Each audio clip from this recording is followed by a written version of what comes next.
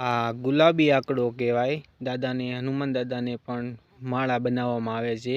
તો પણ એની કરતાં વધારે ગણો તો આ ધોળો આંકડો.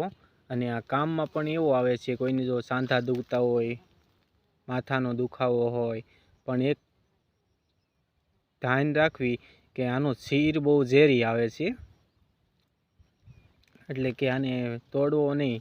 અને આ દાદાના હનુમાન દાદાની માળા બનાવવામાં તો સ્પેશિયલ જો આ કામ કરે છે.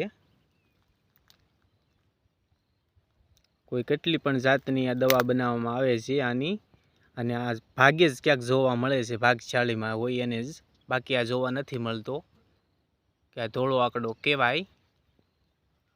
100 આંકડા હોય ને ત્યારે એક આંકડો ક્યાંક ઉપજન થયો હોય. એ આ ગીર હોય એવી ગીરમાં રહે, ક્યાંક હોય બહુ પાણીવાળી જગ્યા હોય ત્યાં હોય આંકડો, બીજે તો ક્યાંય જોવા પણ નથી મળતો. એટલે આ આંકડો ગમીને ગોતો ક્યાંય તમે, જો જોવા મળતો હોય તમને તો બહુ જ ભાગશાળી કહેવાય આંકડો.